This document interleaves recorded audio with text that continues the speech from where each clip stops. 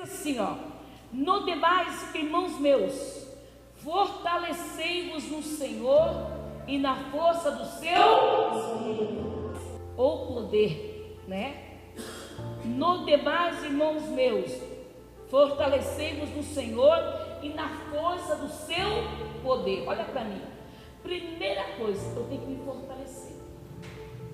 Para mim vencer os dias maus que aí fora, eu tenho que me fortalecer. Aonde que eu me fortaleço? No Senhor, amém? E na força do seu poder. Por isso, quando você lê as cartas paulinas, quando você vê, eu gosto muito do livro de Efésios, né? Efésios, eu gosto de ler Colossenses, essas cartas de Paulo. Quando Paulo ele fala sobre esse poder, sobre essa força, né?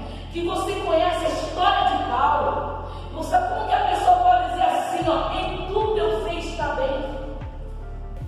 Quando você vê a trajetória de Jesus Cristo na terra, você vai ver que durante 3 anos e meio do seu ministério, porque até os 30 anos, ele estava debaixo de uma autoridade que era o seu pai terreno. Então ele não podia, mas quando ele emancipou com 30 anos, né? Mancebo 30 anos, ele saiu da barra dos pais maternos aqui da terra, né? Tornou a postura de Deus aqui na terra. Cumpriu a lei do homem, a lei de Deus, desceu nas águas, batizou, o Espírito Santo veio sobre ele, o céu se abriu, houve uma voz, esse é meu filho amado, em quem tenho prazer. A Bíblia fala que ele foi para o deserto, ser ali tentado, não caiu em nenhuma tentação. Depois disso, a Bíblia fala que ele começou a curar, começou a salvar, restaurar. Mas cada tempo de Jesus era um monte de oração. Cada tempo que ele se esvaziava assim, de orar, de libertar, ele tinha um tempo com o Pai. Aonde vinha a força dele? Porque mesmo sendo Deus, ele estava no corpo humano.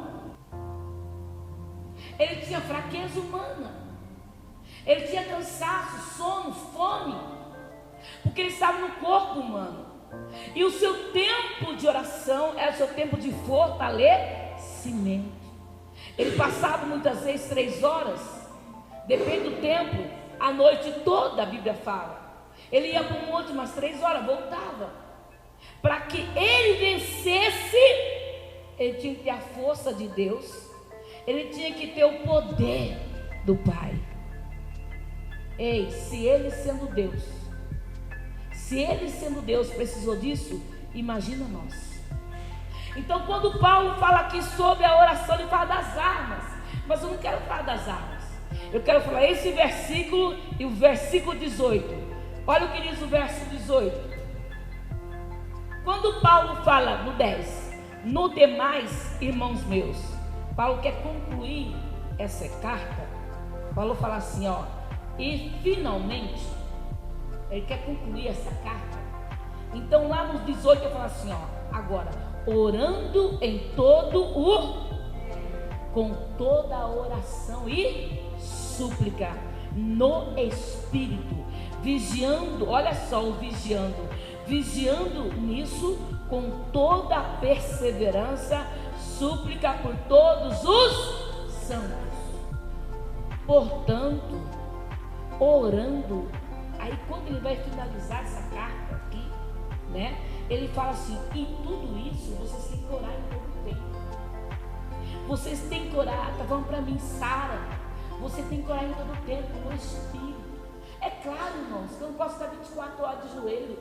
Eu não posso ficar muitas vezes 2 horas de joelho. Muitas vezes você trabalha no horário difícil, ou noturno, né? Ou o dia todo. Você mãe trabalha, mas tem seu filho, tem marido, tem casa. Eu não tenho tempo para orar. Paulo nos ensina a orar com oração e súplica no Espírito. Dirigindo eu posso orar. Tomando banho eu posso orar. Cozinhando eu posso orar. Vigiando, olha só. E vigiando nisso, com perseverança e súplica por todos os santos. O que é súplica? Eu te suplico. Eu te imploro. Nossa, fulano está suplicando, fulano está se humilhando. Então Paulo está ensinando a igreja do Senhor a isso. gosto de orar. Esse negócio de ficar lá orando, eu não sei orar. Eu não sei, não entendi. A Bíblia fala que o Espírito vai nos ensinar todas as coisas. A carne, diga, minha carne, não gosta de orar. Por isso que Jesus se retirava sozinho. Ele tinha seu tempo de comunhão com Deus, com o Pai. Olha, eu disse lá, vamos lá comigo, Lucas 18:1. Você pode achar aí, por favor? Quem está aí, dá glória a Deus. Aleluia. Lembra que eu falei domingo à noite, quem estava aqui no culto da ceia à noite, que quando você começa a glorificar o Senhor, não dê lugar para o diabo na sua mente. Vigiai. Não aconteceu com você começar a orar e dormir? Já aconteceu com alguém aqui começar a orar, de repente a sua mente viaja lá na cozinha, naquela comida, sua barriga dói? Ou não aconteceu com vocês? De repente você começa a orar, você lembra de um serviço, de uma coisa que tem que fazer para a semana que vem?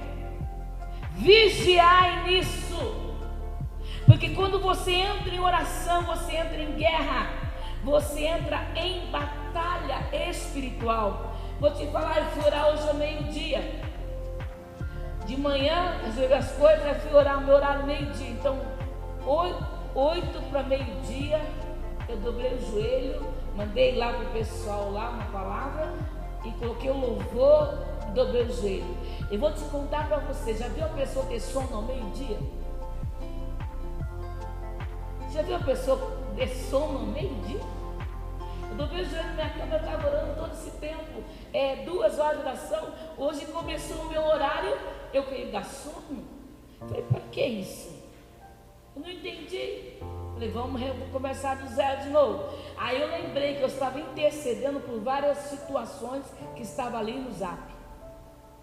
Por cada situação que eu lia, eu orava, era uma guerra.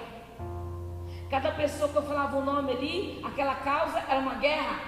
Se você está nesse propósito, não sente nada, tem alguma coisa errada. Não, eu orei de boa, pastora. Como que você orou? É uma guerra, é uma batalha. Ali tem pessoas com câncer, ali tem pessoas se separando, ali tem pessoas com problema psicológico, ali tem pessoa desempregada, ali tem pessoa com destruição na família, ali tem pessoas com sentença de morte. Então você começa a clamar, a suplicar, você entra em batalha. A oração é guerra, e muitos não aguentam essa batalha, desiste. Quem achou lá, diga amém. Contou-lhes também uma parábola sobre o dever de orar sempre e nunca desfalecer. Jesus começa a contar uma parábola sobre o dever. Fala comigo, dever. Fala mais forte, dever. O que é dever, Adilson? Você tem um dever de tal coisa, não é isso? É um compromisso. Um dever, isso é seu dever. Olha, é seu dever fazer isso. É um dever a oração. Ele fala assim, Lucas fala da parábola. E contou-lhe também, quem contou? Jesus, uma parábola sobre o dever de orar. Sempre. Orar quando? Aí, quando está bem a pessoa, ela fala assim, eu vou ficar de boa, tá tudo bem comigo. A gente acha que tem que tirar férias, né? Tira férias. Aí vem a bomba. Aí a pessoa faz voto, faz propósito, aí jejum, aí de madrugada, de noite, de manhã. Emagrece, tanto jejum que faz. Mas e aí? Aí passou aquela luta, de novo ele vai na boemia. Aqui Jesus fala assim, o dever de orar e nunca desfalecer.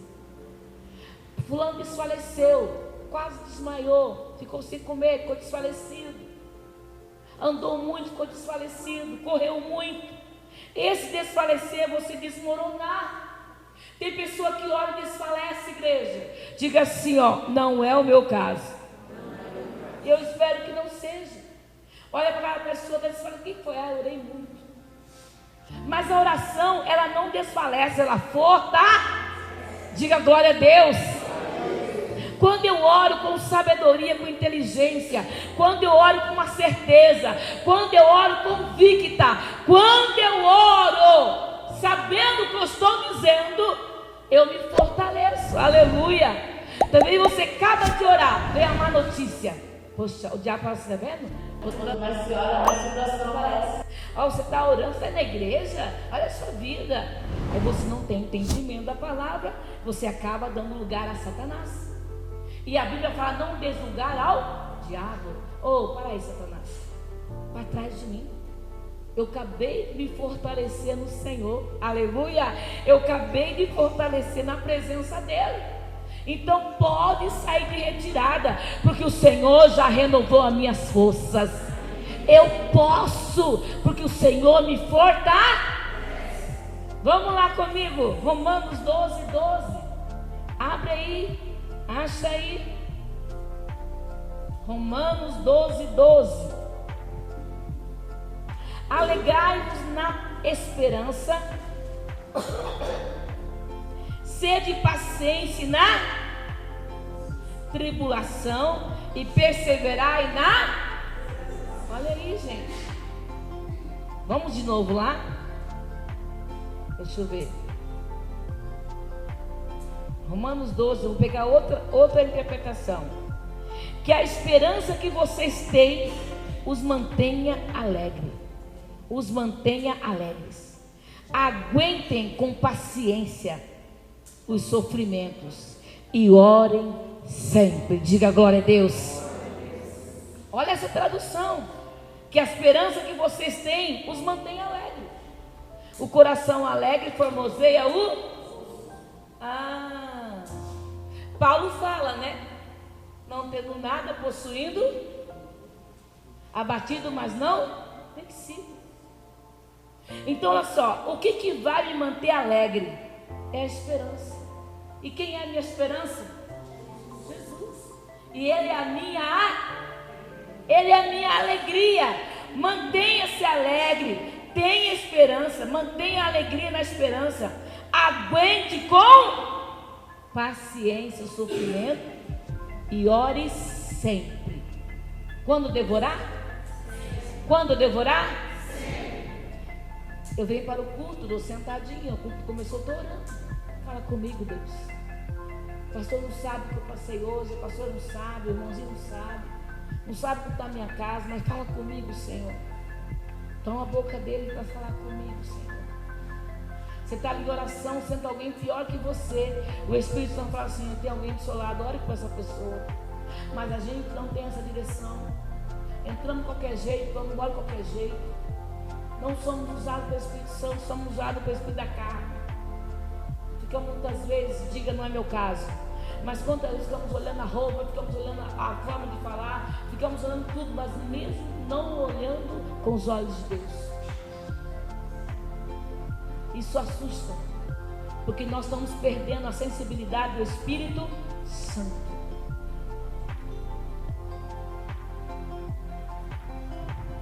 Última palavra, vamos lá comigo no livro de Romanos 12, 12, já lemos, né?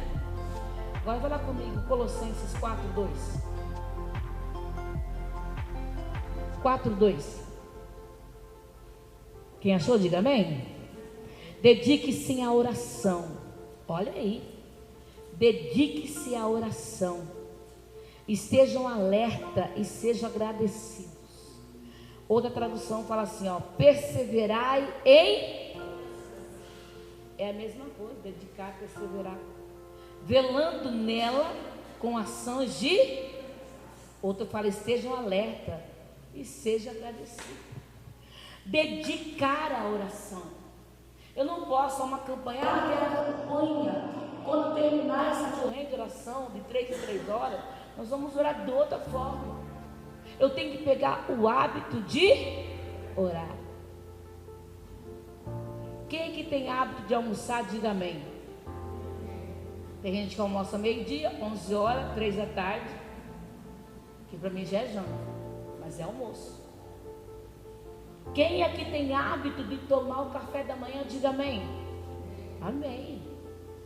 Ó, eu dedico ser hábito e para orar, né? Para orar. Eu não consigo orar. Você não tem intimidade. Por isso que o inimigo te derruba toda hora. Por isso que o inimigo vem, ó. Mente vazia, como o pastor fala, oficina do diabo. Aí a pessoa ora, não sabe nem o que orou. Ora, eu sou uma pessoa que falo alto, oro alto, é meu jeito. Entendeu, irmãos? É minha forma, não adianta. O pastor é diferente, né? Calmo, fala devagar, ora baixo. Não é questão de orar alto que vai Deus me ouvir, não vai ouvir que ora baixo, não. A questão que é orar com inteligência, a orar no Espírito, a orar com sabedoria e com discernimento. Como assim, pastora? Eu vou orar porque eu quero essa jarra. Eu quero essa jarra.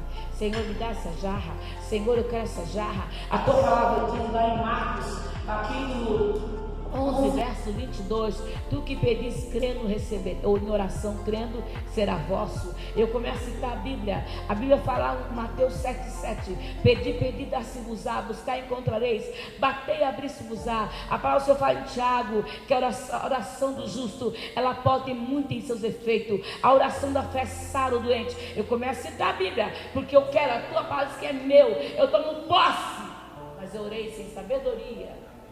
Eu orei sem entendimento. Aí eu não recebo. Aí o inimigo vem e fala assim, ó, tá vendo? E agora? E agora? O que vai acontecer? Espera um pouquinho aqui, tá, irmãos? O inimigo tentando me parar aqui. Ele travou a minha perna aqui agora. Aí você começa a orar.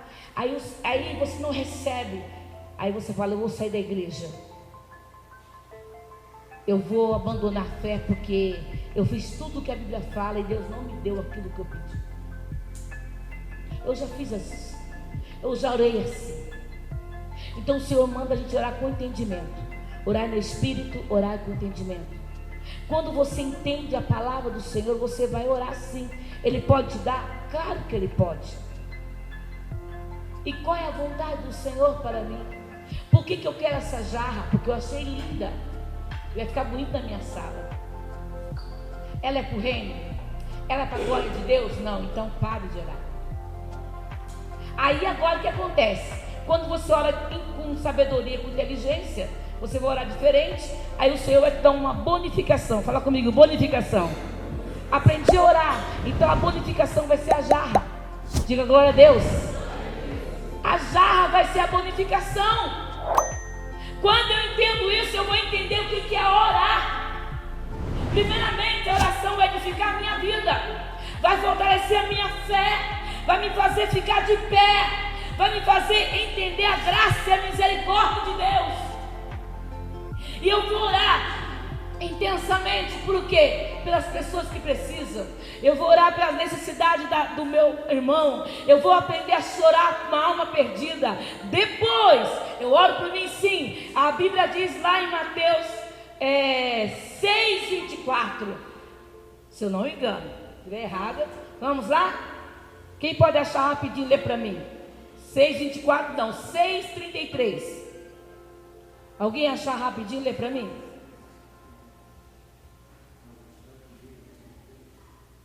Mateus 6:33.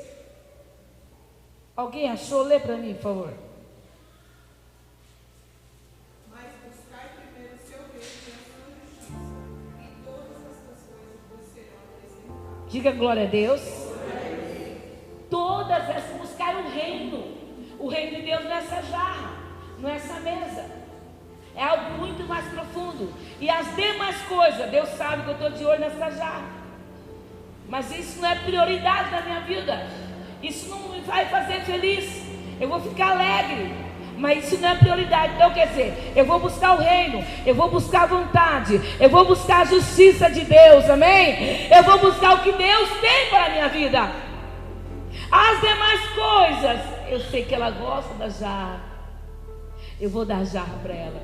Aí de repente está na sua casa, chega lá alguém, olha pastora, ô Maria, estava lá assim, e Deus mandou eu te dar isso para você. Aí você fala assim, meu Deus, você é lindo, eu queria tanto uma jarra dessa. Mas nós vamos ficar perdendo tempo orando para a jarra. E quando eu entendo isso, que o buscar a Deus, o buscar o reino é maior que isso daqui, todas as coisas serão acrescentadas.